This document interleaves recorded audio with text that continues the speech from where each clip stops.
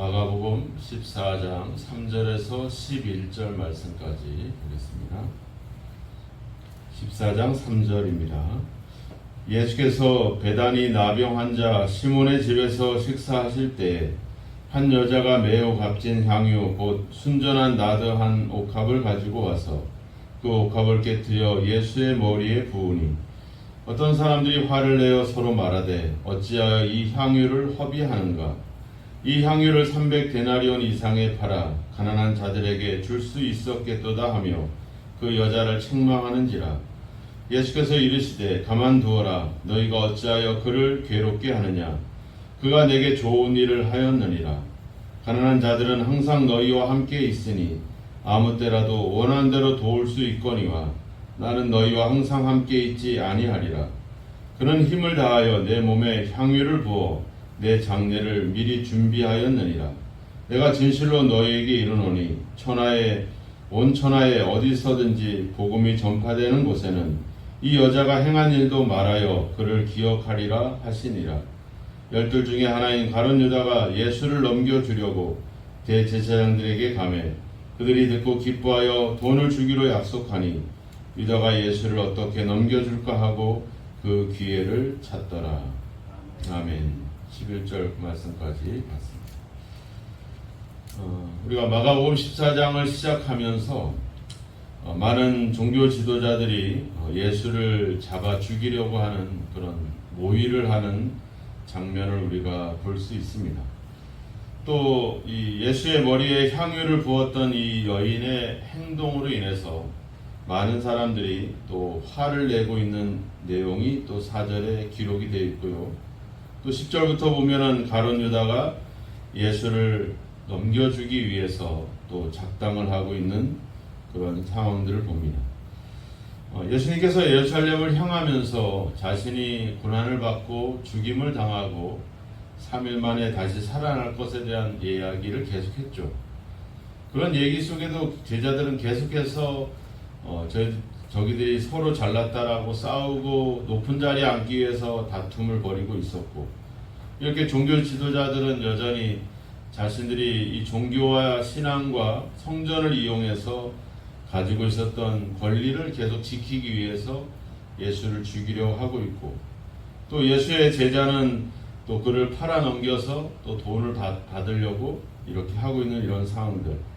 참 예수님이 우리의 인간의 죄를 해결하기 위해서 인류의 죄를 용서하고 또 구원하기 위해서 이 가는 길, 당연히 그 길을 위해서 왔지만 이렇게 예수님이 죽는 순간까지 모두가 다 예수를 배신하고 죽이려고 하는 이런 작당하는 사람들, 그런 사람들까지도 예수님의 구원에 포함이 되어 있는 거잖아요. 그런 죄악을 범하는 자들까지도 그들을 위해서도 죽는 것, 이것이 참 예수님이 가시는 길에 참 어떻게 보면은 그렇죠. 내가 저들을 위해서 왔고 저들의 죄를 용서하기 위해서 왔지만 막상 끝까지 자기를 죽이려고 자기를 팔아넘기려고 하는 자들을 보면 화도 나고 또 분노가 치밀기도 할 텐데, 그런데 그런 예수님의 그 가는 길에, 그 죽음의 길에, 십자가의 길에 예수님을 격려하고 있었던 여인이 있었는데 바로 이 향유 옥합을 깨뜨렸던 이 여인의 헌신이었습니다. 이 여인의 헌신은 예수님의 사역에 어떤 힘을 뭔가 무슨 보탬을 될 수는 없겠지만 예수님이 가시는 이 길에 큰 격려가 되고 위로가 되고 또 내가 그래도 저런 사람들이 있기 때문에 나의 죽음이, 십자가의 죽음이 결코 헛되지 않겠구나라는 그런 어떤 큰 위로가 되죠. 우리가 하나님이 우리의 삶에 나타나시고 우리의 기도에 응답하셔서 우리를 도와주시고 우리를 위로하시고 우리가 살아가는 이 삶을 끝내 믿음으로 살아가도록 우리를 격려하십니다. 그런데 예수님의 사역에도 그런 격려가 필요했던 것이죠. 그런 격려가 예수님에게는 참으로 잊지 못할, 그래서 뭐라 그래요? 복음이 전파되는 곳에 이 여자가 행한 일도 말해라. 그만큼 예수님의 그 사역에 기억될 만한, 또 꼭 기억해야만 하는 그런 역사가 이 여인을 통해서 나타나고 있다라고 하는 겁니다. 아니 우리가 하나님의 위로를 구하고 항상 우리가 이 땅에서 살아가면서 하나님의 도움을 구하지만 우리는 과연 그 하나님을 향해서 얼마만큼 우리의 믿음과 삶이 그 하나님께 어떤 위로가 굳이 필요 없는 분이시긴 하지만 그래도 우리를 보면서 기뻐하시고 행복해하시고 결국 자기 아들을 아끼지 않고 내어주신 것에 대해서 큰 어떤 자부심을 가질 수 있는 그런 어떤 기쁨을 안겨다 줄 수 있는 그런 삶을 우리가 살아가고 있는가? 우리도 그렇잖아요. 우리가 누군가를 도와주고 누군가를 섬길 때 내가 도와주고 섬김으로 인해서 저 사람이 힘을 얻고 다시 한번 열심히 또 믿음으로 살아가는 모습을 보면 우리가 그 사람을 위해서 기도하고 섬길 때 힘이 되죠. 그런데 어떤 사람들은 끝까지 우리가 그렇게 사랑하고 위로하고 내가 양보하고 내가 손해를 보면서까지도 내가 그렇게 함에도 불구하고 수십 년 동안 변하지 않고 여전히 자기의 이익을 추구하고 자기의 이야기만 하고 그런 사람들을 보면 우리가 낙심이 되고 절망이 되죠. 우리가 사람뿐만 아니라 우리가 하나님을 향해서 하나님이 나 때문에 기뻐하실 수 있는 하나님이 나 때문에 큰 어떤 위로를 얻을 수 있는 그런 어떤 믿음의 삶을 살게 되시기를 주의 이름으로 축원합니다. 항상 우리가 하나님의 도움만을 구하는 삶이 아니라 그러한 어떤 이 여인처럼 예수님이 이 여인으로 인해서 큰 위로를 얻었던 그런 것처럼 우리도 그런 하나님께 그런 기쁨을 드려야 되지 않겠나 이런 생각들을 갖습니다. 오늘 사람들은 자기들이 헌신하지 않고 자기들이 행하지 않으면서 끊임없이 여인을 향해서 화를 내고 있죠. 4절에 보면 어떤 사람들이 화를 내어 서로 말하되 어찌하여 이 향유를 허비하는가? 우리가 객관적으로 보면 남의 거 빼앗아서 드린 것도 아니고 자기가 가진 거를 주님께 드린 거잖아요. 그리고 그것은 그 여인의 소유이기 때문에 그 여인이 그것을 허비하든지 자기가 그것을 자기를 위해 쓰든지 이거는 상관할 바가 아니죠. 근데 사람들은 비난을 퍼붓는 거죠. 그것을 낭비했다라고 하는 생각들.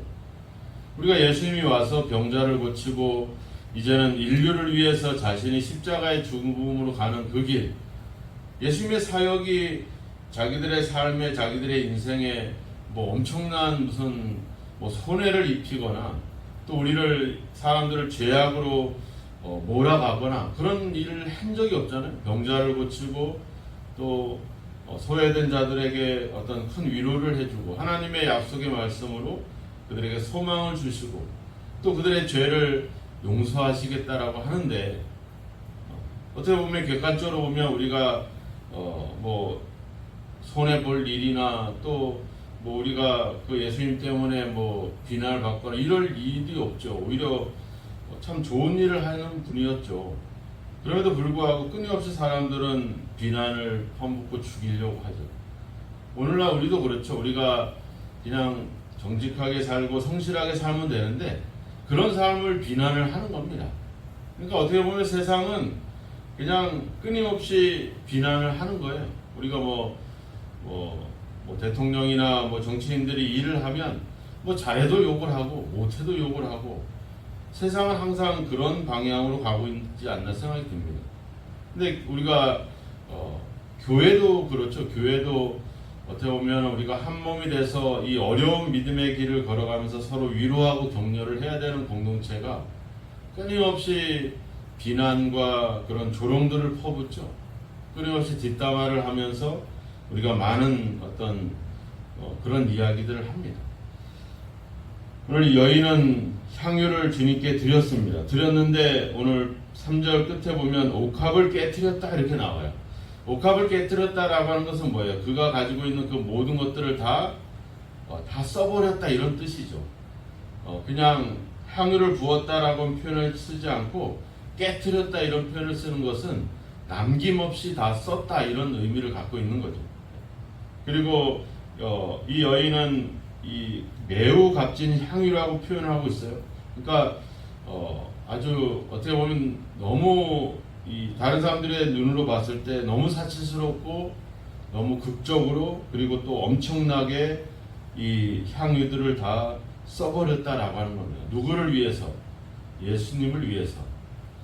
그 여인이 과연 이 예수님이 메시아고 그리스도고 하나님의 아들이라는 사실을 알면서 이런 일을 했을까?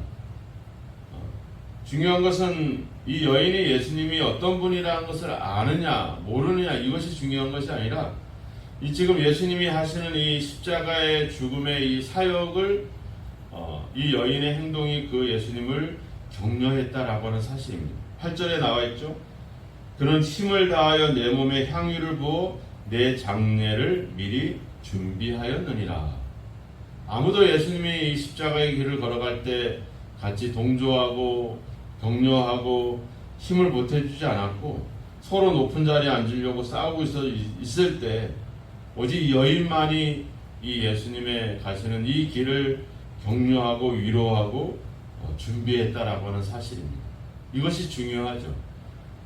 예수님이 어떤 분이신가를 우리가 아는 것도 중요하겠지만 결국 그 여인의 행동이 예수님에게는 큰 위로와 격려가 됐다라고 하는 사실을 우리가 중요하다라고 하는 겁니다. 또한 이 여인의 행동을 통해서 우리가 알 수 있는 것은 이제 많은 예수님을 따르고 있는 무리들 중에서 어떻게 보면 가장 신실하고 가장 어떤 믿을 만한 그런 사람, 그런 역할을 하는 사람들이 바로 여인이지 않겠나 하는 그런 생각들을 갖죠. 결국에는 예수님이 십자가에 죽을 때 또 부활의 아침에 결국 제일 먼저 또 가까이 예수를 따랐던 분들은 바로 여인들이었잖아요. 우리가 사도행전에서도 많은 여인들의 활동과 그 바울의 사역, 선교 사역을 위해서 돕는 루디아라든지 베베라든지 많은 여인들이 등장을 해서 하나님의 사역의 중요한 역할들을 감당하죠. 결국에는 그 당시도 그렇지만 지금도 그렇지만 여인들이 갖고 있는 어떤 사회적인 위치와 지위에도 불구하고 그 여인들이 결국은 예수님의 가장 신실한 제자들로 이제 나타날 것이라고 하는 그런 증거들이 여기에 등장을 하고 있는 거죠. 오늘날도 교회가 많은 여인들의 그런 사역과 활동에 많은 제약을 주고 있잖아요. 여성 안수를 안 준다거나 장로님들 중에서도 여성들이 차지하고 있는 비율이 거의 없죠. 우리 그리스도교회는 이제 작년에야 이제 문이 열렸는데, 그러니까 더 중요한 역할들을 할 수 있는 그런 일들 속에 그저 여성이라고 하는 이유 때문에 그렇게 소외를 당해야 되는 이런 상황들 속에서 결국 가장 신실한 믿음은 이제 여인들이다라고 하는 것을 여기서 우리가 여실히 보여주고 있는 것을 우리가 알 수 있다라고 하는 겁니다. 이제 우리가 그런 모습들 결국은 또한 중요한 메시지가 하나가 있는데 그것은 7절에 보면 가난한 자들은 항상 너희와 함께 있으나 나는 너희와 항상 함께 있지 아니하리라 이렇게 나오죠. 그러니까 예수님이 그리고 또 9절에 가보면 온 천하에 어디서든지 복음이 전파되는 곳에 이 여자가 행한 일도 말하여 그를 기억하리라. 그러니까 예수님이 십자가의 죽음으로 인해서 모든 게 다 이제 완성이 되고 끝나고 종료되는 것이 아니라 이후에 예수님의 십자가의 죽음 이후에 또 다른 일들이 일어날 것이라는 기대를 이야기하고 있죠. 온 천하에 복음이 전파되어야 될 것이고 이제 나는 너희와 항상 함께 있지 않다. 여러분, 예수님은 이제 승천을 하시고 성령이 우리와 함께하고 있지만 예수님 자신은 이제 그들과 함께 있지 않는다라고 하는 이런 이야기들. 결국은 예수님이 십자가의 죽음으로 끝나는 것이 아니라 그 이후에 우리가 살아가야 될 또 다른 믿음의 세계가 있다는 것을 예수님이 여기서 암시를 두고 있는 거죠. 그러니까 결국은 우리의 믿음의 삶이 어떻게 보면 온 천하에 복음이 전파될 때까지 우리가 믿음을 지키고 이 믿음의 삶을 살아가야 된다는 점을 예수님은 이야기를 해주고 있는 겁니다. 그래서 그런 이후의 삶이 있기 때문에 이후에 또 다른 역사가 있기 때문에 결국은 거기 속에서 너희들이 이 믿음으로 또 예수님에 대한 믿음을 갖고 그 믿음으로 살아갈 것에 대한 그런 이야기들을 이 이야기 속에 이렇게 숨겨지고 암시하고 있는 그런 뜻이 담겨져 있는 겁니다. 그래서 오늘 이 여인의 행한 일들을 보면서 우리는 첫째 이 여인처럼 우리가 과연 예수님과 또 하나님의 사역에 어떤 큰 위로가 되고 격려가 되고 힘이 되어주고 있는가 하는 점들, 우리가 단지 하나님께 도움을 구하는 그런 어떤 신앙에서 이제 한 단계 더 성숙해서 이제 그 하나님을 기쁘게 해줄 수 있고 그 하나님께 큰 어떤 위로가 될 수 있는 그런 믿음의 삶을 우리도 다시 한번 도전받아야 되겠다라고 하는 사실들, 또한 이 여인이 이 향유옥합을 깨트림으로 인해서 결국 자신을 위해서 쓸 것은 다 또 사라져버린 그런 상황이잖아요. 근데 그러한 어떤 두려움도 있고 염려도 있을 텐데 예수님을 위해서 자신을 헌신했다라고 하는 사실. 그래서 어떻게 보면 복음이 전해지는 곳에 믿음은 이런 믿음이 돼야 된다, 신앙은 이런 신앙이 돼야 된다, 헌신하려고 하면 이 여인처럼 헌신해야 된다라고 하는 그런 헌신에 대한 그런 어떤 모델이 되고 있다라고 하는 사실. 그래서 우리가 교회나 또 우리 가정에서나 우리 집안의 역사 속에서 믿으려면 그 집사님처럼 믿어야 된다, 우리가 하나님께 헌신하려면 그 권사님처럼 그 장로님처럼 그 성도님처럼 그렇게 행해야 된다라고 하는 그런 기억들을 남길 수 있는 그런 믿음을 우리가 살아가야 되지 않겠는가. 가룟 유다처럼 배신과 그런 어떤 배반의 그런 모델이 아니라 그런 헌신과 어떤 믿음의 기도의 모델이 될 수 있는 그런 모두에게 기억될 수 있는 믿음, 그러한 믿음이 우리에게 다시 한번 이 여인이 우리에게 도전하고 있습니다. 오늘도 우리가 늘 이렇게 자기의 생존과 자기의 권리를 지키기 위해서 이렇게 서로 싸우고 경쟁하는 이 시대 속에서 이 여인과 같이 묵묵히 하나님의 일에 큰 힘이 되고 위로가 되어줄 수 있는 그런 어떤 믿음의 삶이 우리에게 필요하지 않겠나 하는 생각이 듭니다. 그래서 오늘도 기도하면서 우리가 하나님께 도움을 구하는 것뿐만 아니라 우리가 그 하나님을 향해서 어떤 기쁨과 어떤 영광을 돌릴 수 있을 것인지 한번 생각해 보면서 우리의 삶이 향유옥합을 깨뜨렸던 이 여인의 헌신과 같이 오늘도 온전히 그러한 믿음으로 살아갈 수 있도록, 또 많은 사람들의 비판과 그 비난에도 불구하고 그것을 극복하고 하나님을 향해서 나의 진정한 마음을 드릴 수 있는 그런 헌신과 그런 섬김이 저와 여러분에게 있기를 주의 이름으로 축원합니다. 기도하겠습니다. 하나님 아버지, 우리의 신앙과 우리의 믿음이 또 하나님과 또 많은 사람들에게 기억될 수 있는 그런 믿음을 가지기를 주여 원합니다.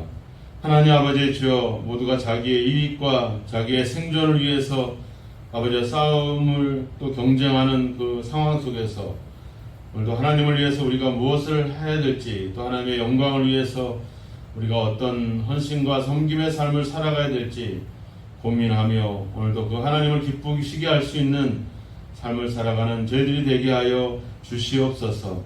하나님 아버지, 이 여인의 헌신과 이 여인의 섬김을 바라보면서 이제 우리의 믿음도 하나님께 또 사람들에게 기억될 수 있는 그런 믿음으로 날마다 저희들이 그 믿음을 세워갈 수 있도록 아버지 도우시고, 그래서 우리의 믿음과 헌신을 통해 하나님과 많은 사람들을 위로하고 격려하고 그들을 도울 수 있는 그런 아버지의 기쁨의 삶을 살아갈 수 있도록 오늘도 우리를 붙잡아 주시고 함께하여 주옵소서. 이 믿음의 길에, 이 헌신의 길에 많은 비난과 아버지 꾸지람과 조롱이 있을지라도 그것을 참고 인내하게 하시고 끝내 하나님의 영광을 향해서 아버지 오늘도 살아가는 삶이 되도록 우리를 도우시고 함께하옵소서. 예수님의 이름으로 기도하옵나이다. 아멘.